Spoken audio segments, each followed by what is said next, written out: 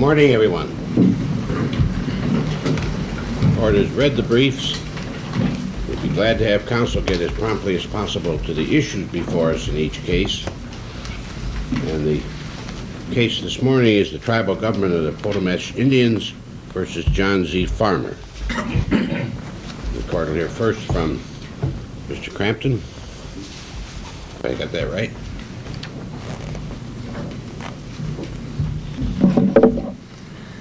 Mr. Chief Justice, and may it please the court, I would like to reserve rebuttal time. Very well. We represent the petitioner in this case, the tribal government of the Potomac Indians. I will address the Free Exercise Clause issue, and my co-counsel will address the Establishment Clause issue. The petitioner asks this court to uphold the 13th Circuit's ruling that the government's proposed road building would violate free exercise, and to reverse the 13th Circuit's determination that the Establishment Clause would be violated by the granting of a special use permit. For centuries, the Potomachi have conducted ceremonies in the Cocola National Forest, adjacent to their reservation. The most vital ceremony is the Great Vision Quest. The Potomachi receive guidance from their deity, the Great Spirit, during this ceremony at Elk Mound. The respondents would build a roadway over Elk Mound, disrupting grave sites and cutting directly over a sacred site. The respondents You, in your opening, referred to the long history of this religious practice. You emphasized that in your brief as well. And I was wondering whether you place any legal significance on the length of this practice. Would the argument be any different if this were a new but yet bona fide religion? If it were a bona fide religion, it would be no different. So the long history of this practice is irrelevant for our purposes? The long history of the practice tends to show the bona fide nature of the beliefs. Isn't that stipulated? Yes, Your Honor. It's stipulated that the belief is sincere and so on. That's correct. The test in a case like this is that if the government places a burden on free exercise, it must bring forth a compelling justification, furthered by the least restrictive means. In the case last year of Ling, 3 principles were established for determining how to determine whether there's a cognizable burden under free exercise. The first principle in Ling is that the court in that case, was concerned because courts could not determine the truth of underlying beliefs of a religion.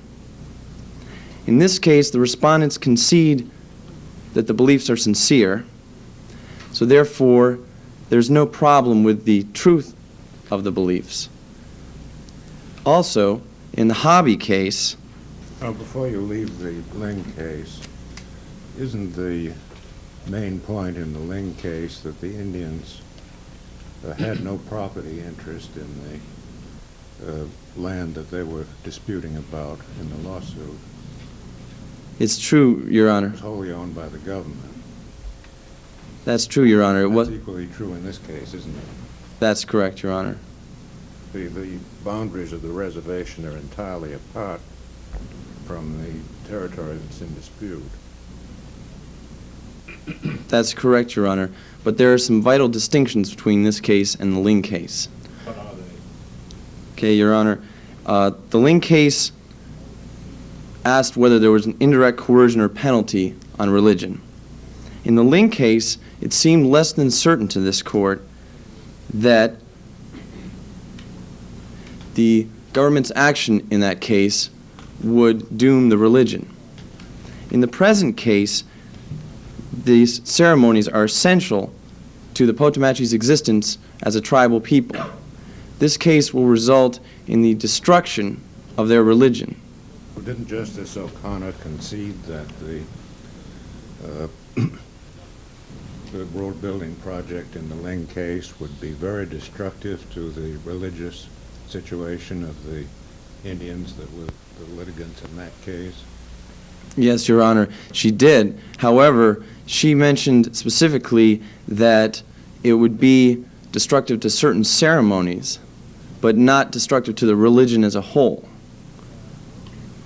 Also, in the Ling case, the road the government proposed avoided as far as possible the sacred sites. The Native Americans in the Ling case were requesting an injunction over a large area of property when the road did not actually go over any sacred sites. In this case, the roadway passes directly over a site sacred to the Potawatomis religion, and furthermore, it cuts directly through a religious cemetery and necessitates the excavation of grave sites. Is a Native American an Indian that's going to win a lawsuit?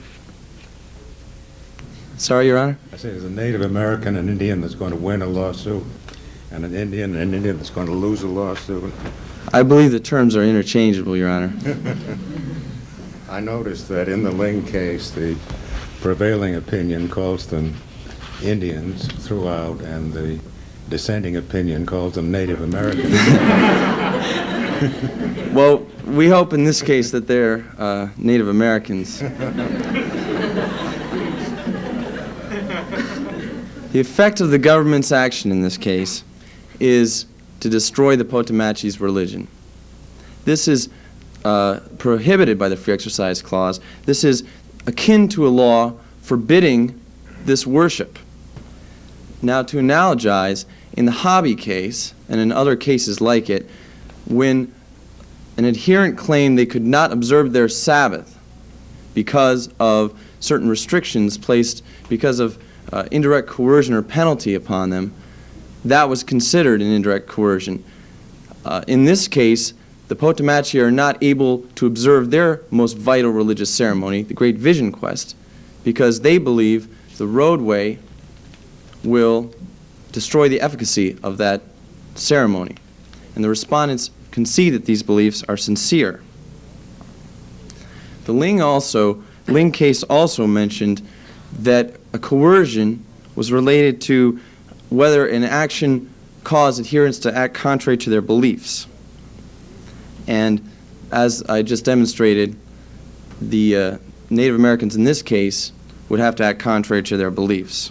Crampton, if you line up the cases, you've made some very fine distinctions, including the efforts made to avoid conflict with the religion in Ling. But if you line them up and you take a realistic approach, isn't it the case that when it doesn't cost the government money or a lot of money, as in the Yoder case involving the Amish children or Amish children and their parents' religious belief that they shouldn't attend school after the 8th grade was respected, didn't cost the government a penny. In fact, it saved them money because they didn't have to provide public education for these children. But here, as in Ling, you are asking the government to pay out a lot of money that it wouldn't have to pay out otherwise, and isn't that the critical distinction if you line up all the cases? Your Honor, respectfully, in Ling, the government had 3 alternative routes. However, each one of those routes would have violated sacred areas. So the Native Americans in that case, or the Indians as you like, were claiming an injunction over a rather large area, and the government had no alternative routes. That brings me to the next point. The government has brought no justification for its burden on the free exercise of religion. They have not used the least restrictive means. There are 3 routes in this case that avoid the sacred site. And according to Alfred Wegener's affidavit, the only consideration appears to be money. The affidavit considers the geological soundness of the different routes and correlates it with the cost to bring it up to a travelable road. So therefore, the government is simply trying to save 50% off of the cost of the cheapest alternative route at the expense of the Potawatomis' religious freedoms. Could either of the alternative routes be made as safe as the one that has been chosen? Well, Your Honor, the affidavit does not mention that. It seems that the tone of the affidavit would be that all of the roads will be in as good stead if the expenditures were made. The respondents make a contention that they want to use the road to transport hazardous waste, and that's their compelling interest. That was never raised in the lower court as a compelling interest. But even if it were, there's no evidence in the affidavit or any other evidence as to which route is safer. There are other factors involved in a road besides simply the length of the road and the cost to construct it.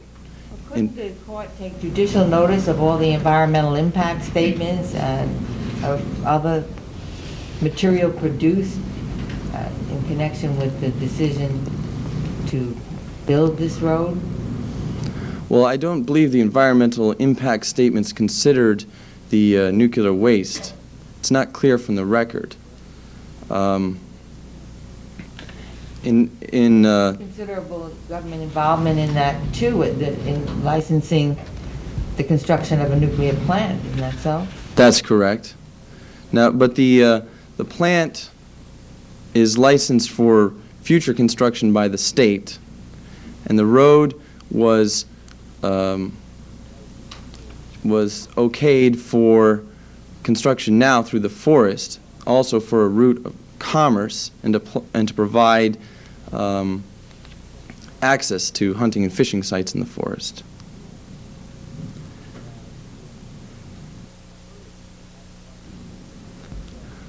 A further contention the respondents make is that the effect of our claim would be to provide the Potomac with a veto power over governmental actions. And that contention is unsound. Anytime a plaintiff brings the government into court, they're asking the government to take some action. In fact, in the history of this court, it has been that this court has the power to overturn legislation and government actions in order to uphold the Constitution. So this is not a case of exercising veto power, but rather it's the protection of a constitutional right. What troubles me, frankly, is that the Indians seem to be asserting a kind of negative easement in the property in question, where, as you stated at the beginning, they have actually no property interest in it whatsoever. That's true, Your Honor, but this is property owned by the federal government, which has the duty to hold the property for all of the people, and also the duty under the First Amendment to provide free exercise of religion to all the people. You make a distinction according to who the owner is, whether it's the government or a private owner. I think there's a potential for a distinction there. So if it was Monsanto Chemical, the rights would be greater. Well, the First Amendment reads that Congress shall pass no law prohibiting free exercise. It's directed at the government and not at private individuals. In conclusion, the respondents would build a roadway that will effectively destroy the Potomac Indians' religion.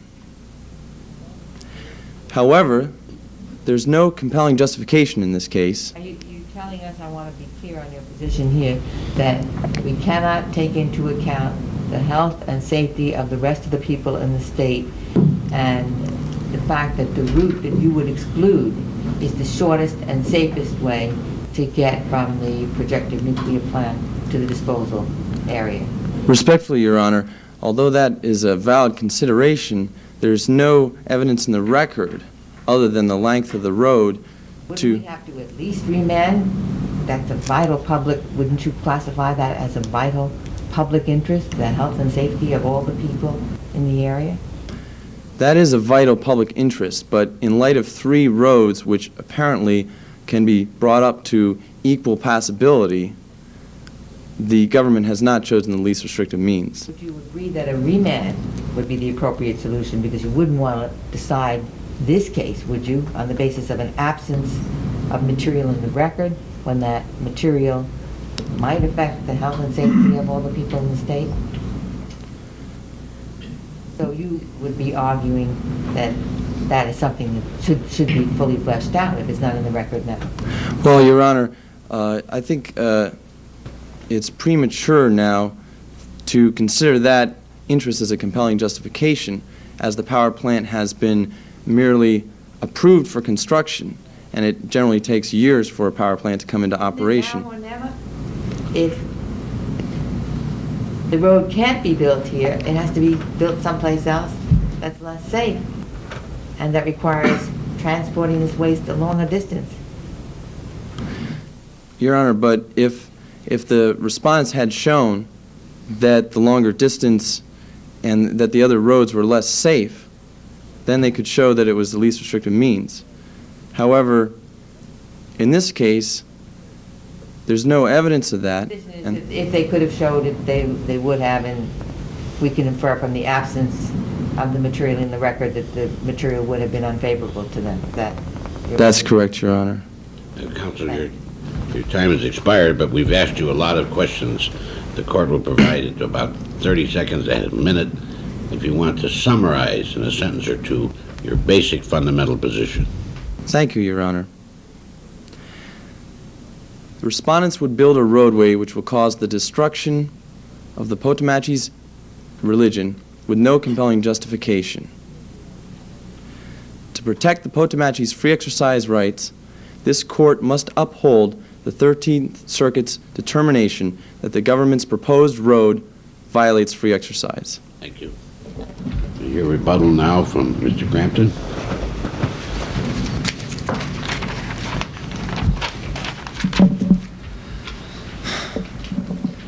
In Wisconsin v. Yoder, this court said that even the highest state interests must grant an exemption in order not to burden the free exercise of religion. In this case, there's no evidence that any of the roads are not viable alternatives.